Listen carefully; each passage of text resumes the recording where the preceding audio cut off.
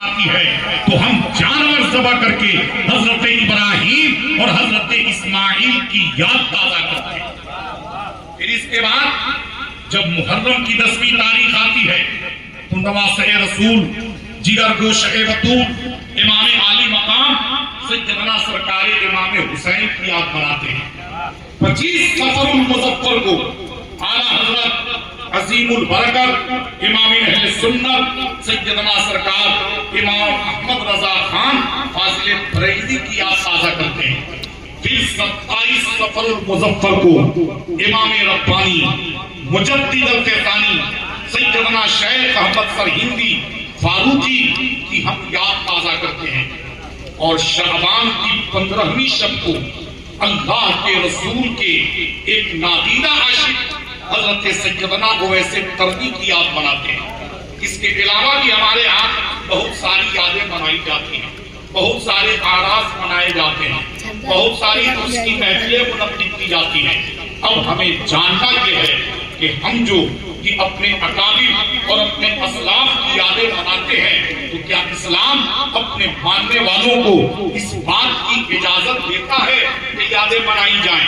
کیا ہم اسلام کے کہنے پر یاد مناتے ہیں کہ منمانی یادیں مناتے ہیں؟ تو آئیے صاحب میں بتانا چاہتا ہوں کہ میں یقین و اعتماد کی بلند ترین چوٹی پر کھڑے ہو کر اس بات کا غبار دہل اعلان کرنا چاہوں گا کہ اگر اسلام کا پوری سچائی سے، پوری دیانتداری سے، پوری وفاداری سے، عمیق اور گہری نظروں سے مطالعہ کیا جائے تو یہ بات روز روشن کی طرح ثابت ہے کہ اسلام یادوں کو مٹاتا نہیں بلکہ زندہ رکھتا ہے۔ اسلام کا مزاج یہ ہے کہ یادیں منائی جائیں، یادیں مٹائی نہ جائیں۔ اور اسی تعلق سے میں نے قرآن مقدس کی آیت کریمہ پڑھی، وَاتَّخِذُوا مِن مَّقَامِ إِبْرَاهِيمَ مُصَلًّى۔ اللہ ارشاد فرماتا ہے کہ جب تم ابراہیم کے کھڑا ہونے کی جگہ پر آؤ اس مقام کو مصلی بناؤ، یعنی مقام ابراہیم پہ جب تم آؤ تو وہاں پہ نمازیں ادا کرو۔ یہ مقام ابراہیم ہے کیا؟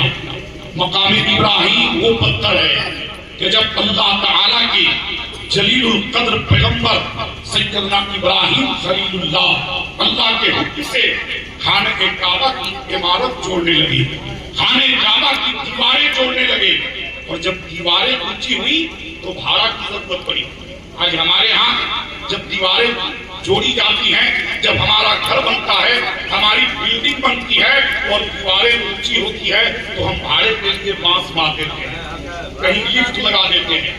حضرت ابراہیم خانہ کعبہ کی دیواریں جوڑ رہے تھے، جب دیواریں اونچی ہوئی تو وہاں بھی بھاڑا کی ضرورت پڑی، اس لیے کہ جڑائی کرنے میں دشواری آنے لگی۔ تو حضرت اسماعیل علیہ السلام ایک پتھر اٹھا کے لائے اور اپنے والد کے قدموں میں ڈال دیے، اور حضرت ابراہیم اسی پتھر پر کھڑے ہو کر خانہ کعبہ کی دیواریں جوڑنے لگے۔ اس پتھر کی خصوصیت یہ تھی کہ جیسے جیسے دیوار اونچی ہوتی تھی ویسے ویسے وہ پتھر بھی اونچا ہوتا ہوتا، گویا وہ بھارے کا کام کر رہا تھا، اور جب نیچے جھکنے کی ضرورت پڑتی تھی تو پتھر نیچے ہو جاتا تھا۔ اب جب حضرت ابراہیم نے خانہ کعبہ کی دیواریں جوڑ لی، کعبہ کی عمارت مکمل ہو گئی، تو حضرت ابراہیم اسی پتھر پر کھڑے ہو کر اپنے ہاتھوں کو اٹھائے اور عرض کیا، اللہم ربنا تقبل منا انک انت السمیع العلیم۔ اے ہمارے رب، ہم نے جو تیرے مقدس گھر کی مختصر سی خدمت کی ہے اسے اپنی بارگاہ میں قبول فرما لے۔ جیسے ہی حضرت ابراہیم نے یہ دعا کی کہ اللہ تعالیٰ کی طرف سے ان پر باران رحمت کا نزول شروع ہوا اور رحمت الہی کی ایسی بارش ہوئی کہ حضرت ابراہیم علیہ السلام کے قدم مبارک اس پتھر پتھر میں دھس گئے. حضرت ابراہیم کے قدم مبارک کے گہرے نشان اس پتھر پہ آ گئے تو اللہ تعالیٰ نے اس پتھر کو, جس پتھر پر حضرت ابراہیم کے قدم مبارک کے گہرے نشان آ گئے, اس کی یاد کو مٹنے نہیں دیا بلکہ اپنے گھر میں رکھا اور اپنے بندوں کو حکم دیا کہ جو بھی اپنے مقدر کے ستارے کی چمک سے خانہ کعبہ کا طواف کرنے آئے, حجر اسود کو بوسہ دینے آئے, صفا مروہ کی سعی کرنے آئے, مینا مزدلفہ میں قیام کرنے آئے, وقوف عرفات کرنے آئے, رمی جمار کرنے آئے, حج کی سعادت سے سرفراز ہونے آئے, عمرہ کی سعادت سے سرفراز ہونے آئے, وہیں پہ وہ مقام ابراہیم پہ نمازیں بھی ادا کرے تاکہ جب ایک حاجی, جب ایک عمرہ کرنے والا مقام ابراہیم پہ نمازیں ادا کرے گا تو اس کی عبادت بھی مکمل ہوگی اور میرے پیغمبر ابراہیم. سبحان اللہ سبحان اللہ. نعرہ تکبیر, نعرہ رسالت. علماء اہل سنت, تقریبات عرس مقدس, مسلک اعلی حضرت, نعرہ تکبیر, نعرہ رسالت. سبحان اللہ. اسلام یادوں کو مٹاتا نہیں بلکہ زندہ رکھتا.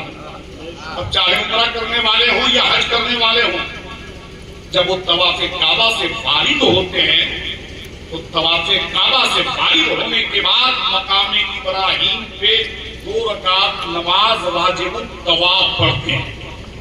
پھر زمزم پی کر وہ جاتے ہیں صفا مروہ کی سعی کرنے.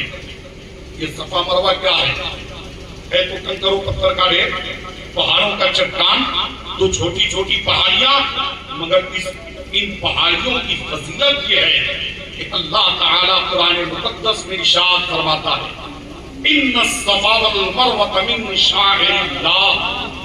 بے شک صفا اور مروہ اللہ کی نشانیوں میں سے ہے کنکر و پتھر کا ڈھیر, پہاڑوں کا چٹان, مگر فضیلت یہ کہ قرآن اس کی عظمت کا خطبہ پڑھ رہا ہے کہ بے شک صفا اور مروہ اللہ کی نشانیوں میں سے ہے. میں پوچھنا چاہتا ہوں صاحب کہ صفا اور